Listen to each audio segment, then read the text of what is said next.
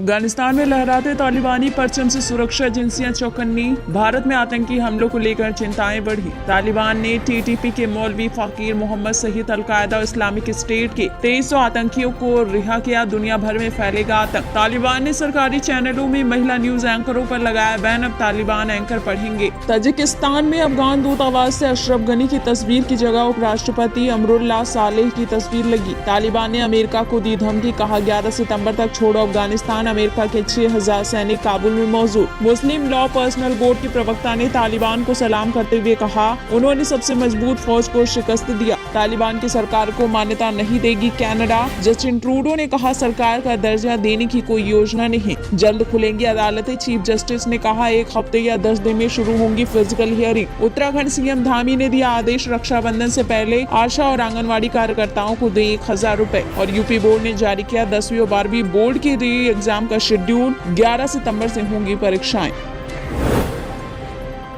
भारत ने अफगानिस्तान के हालात के मद्देनजर अपनी सभी सुरक्षा एजेंसियों को आगाह कर चौकन्ना रहने के लिए कहा है, ताकि हर छोटी बड़ी हरकत की निगरानी की जा सके।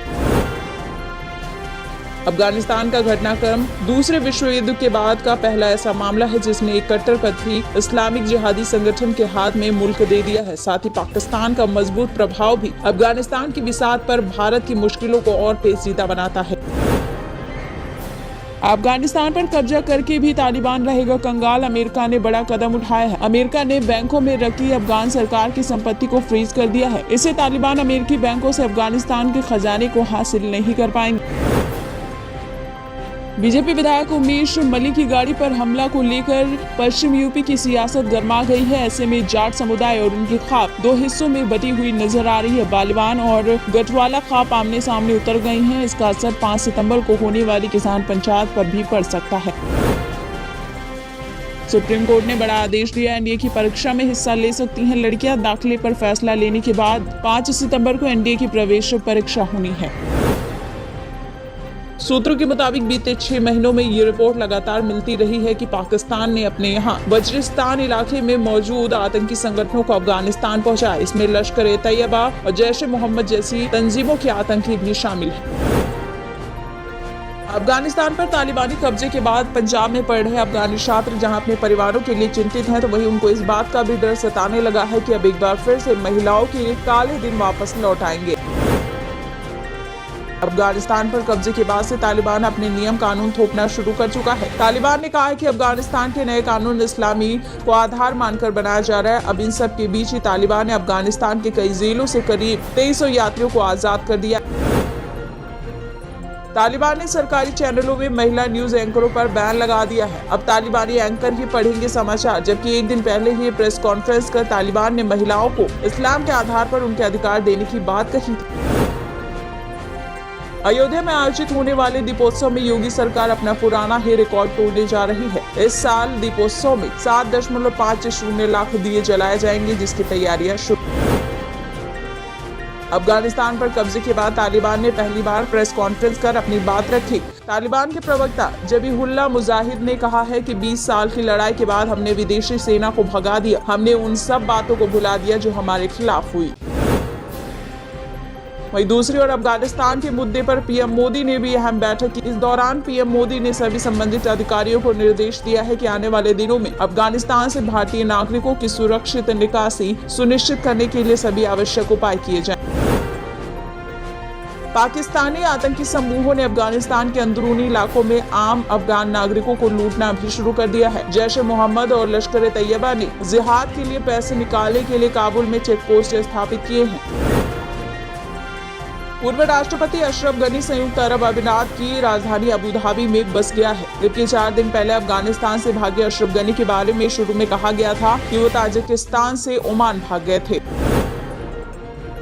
ब्रिटेन ने अफगानिस्तान से 20,000 शरणार्थियों को फिर से बसाने की योजना की घोषणा कर दी है। यूनाइटेड किंगडम का कहना है कि वो एक नए पुनर्वास कार्यक्रम के तहत 20,000 अफगानों का स्वागत करेगी। तालिबान के कब्जे वाले अफगानिस्तान से आईटीबीपी के 99 कमांडो की एक टीम 3 स्नीफर डॉग्स के साथ एक सैन्य विमान से वापस वतन आ गए हैं और भारत तिब्बत सीमा पुलिस के दिल्ली में स्थित एक सेंटर में कोरोना के कारण हफ्ते भर तक क्वारंटीन रहेंगे। आम आदमी पार्टी ने नया ऐलान किया है कि वो देवभूमि उत्तराखंड को दुनिया भर के हिंदुओं की आध्यात्मिक राजधानी बनाएंगे।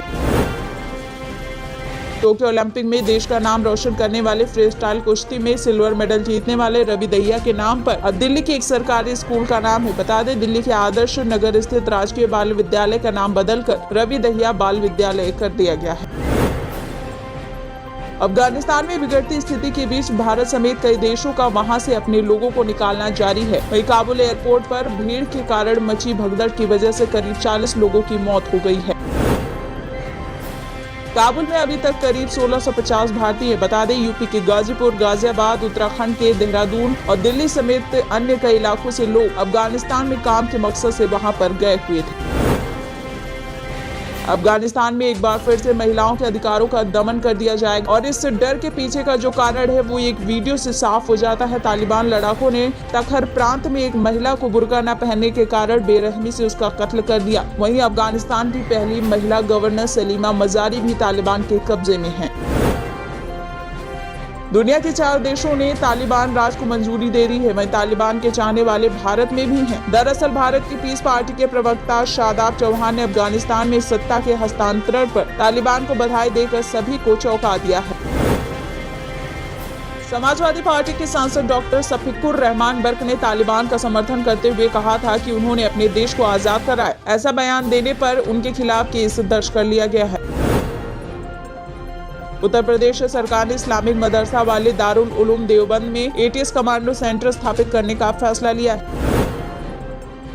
कानपुर से सपा विधायक अमिताभ वाजपेयी के खिलाफ एफआईआर दर्ज की गई है। उनके ऊपर एनएचएआई के अफसर को थप्पड़ मारने वाले को इनाम देने के ऐलान करने का आरोप लगा है।